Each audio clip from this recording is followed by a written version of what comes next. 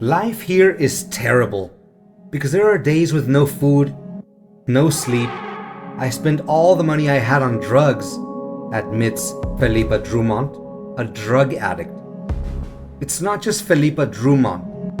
In the middle of the street, hundreds of addicts wrap themselves tightly in blankets, their eyes dazed from the high, engrossed in smoking crack, a drug similar to cocaine. Some wander like listless phantoms, their eyes scanning for anything sellable, even cans or recyclable trash. The gaunt, fierce faces, ravaged by drug abuse, are perhaps the haunting image of the city. Yes, the place I'm referring to is Cracolandia, which means Crackland, an unofficial name for an area in downtown São Paulo, Brazil. It became notorious in the 1990s as one of the world's largest and most public open-air drug markets. Every day, up to thousands of addicts and homeless people gather here to use and sell drugs, primarily crack, a cheap and highly effective form of cocaine. This is not just a criminal issue, but also a complex humanitarian and public health crisis, exposing deep-seated problems of social inequality, extreme poverty, and the lack of effective social policies in Brazil. On today's episode of Behind the Why, join me, Mr. Know-It-All, as we explore the most public open-air drug market ever seen in Brazil. The formation of Cracolandia. The history of Cracolandia is intertwined with urban decay and the rise of crack cocaine in Brazil in the late 20th century. The 1970s and 1980s, the loose area and its surroundings where Cracolandia is located, was once a bustling and wealthy neighborhood of São Paulo. However, as the economic center and the upper class shifted to other areas, this place gradually fell into decline. Buildings were abandoned, business activities dwindled, and the area became a haven for the homeless and illegal activities.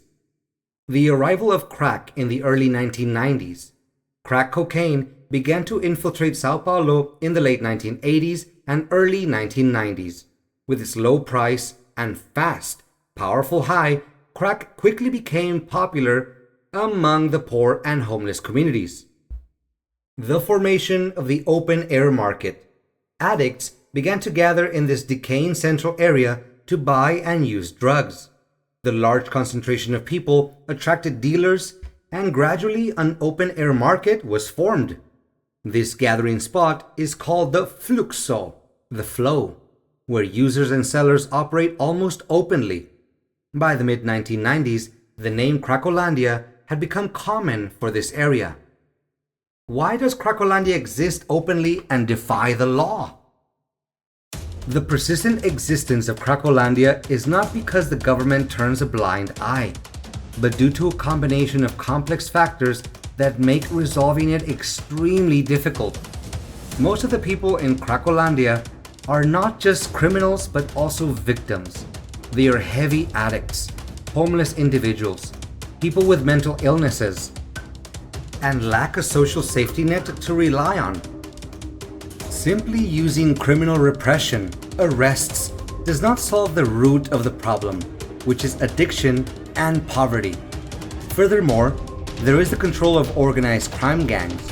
According to reports from the Brazilian police and international news sources, the drug trade in São Paulo, including Cracolandia, is heavily dominated by powerful criminal organizations, especially the Primeiro Comando da Capital, PCC. This gang controls the drug supply chain, ensuring a constant availability of goods, and uses violence to resist police intervention. Confronting them directly is very dangerous and complex. To elaborate on the PCC, it is one of the most powerful gangs in North America, originating from a prison gang. Over several decades, it has recruited tens of thousands of members and soon came to dominate the continent's drug market. Brazil, once known as a cocaine-consuming country, has recently become a leading supplier for the European market. This status has transformed the role of the nation and its top gangs in the intercontinental market. At a press conference on September 1st, 2020, Federal Police Inspector Alexander Castro stated that part of the proceeds was transferred by the PCC into a fund to pay salaries to its members. Third is the bubble effect, also known as the Hydra effect. Every time the police conduct a major raid, the crowd temporarily disperses. However, they don't disappear. They simply move the fluxo to another street or a nearby area a few hundred meters away. As soon as the police withdraw, they gather again. It is clear that repressive actions only create a rotation model, but do not resolve the issue permanently. Fourth is the disagreement and lack of policy consistency. The city and state governments of São Paulo have experimented with various approaches over the years, from hardline repression to social programs. Hardline policies. These focus on large-scale police operations to disperse crowds and arrest dealers. This approach is often criticized for only causing violence and making vulnerable people even more desperate. Social policies. Harm reduction. An example is the Brecracos Albertos Open Arms program launched in 2014, which provided housing, food, and paid work, mostly street cleaning jobs, to addicts without requiring them to quit immediately. The program showed some initial positive results, but was later replaced by more repressive policies when the administration changed. The lack of a consistent, long-term, and well-funded strategy has meant that all efforts have been merely temporary and unsustainable. Cracolandia. After the crackdowns, when police raids occur, the scene in Cracolandia descends into chaos. Riot police often use tear gas, rubber bullets, and water cannons to disperse the crowd. The raids lead to mass arrests, mostly of users. Violence frequently breaks out between the police and the people. The crowd is scattered, causing widespread feelings of insecurity and chaos in the surrounding neighborhoods. The makeshift tents and meager personnel belongings of the homeless are often destroyed. Long-term consequences.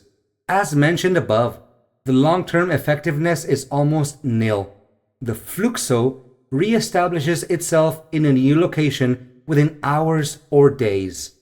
The raids fail to break the PCC's drug supply network and do not address the demand from thousands of addicts. Critics argue that these operations only increase the community's distrust in the police and make it harder for those in need to access social services.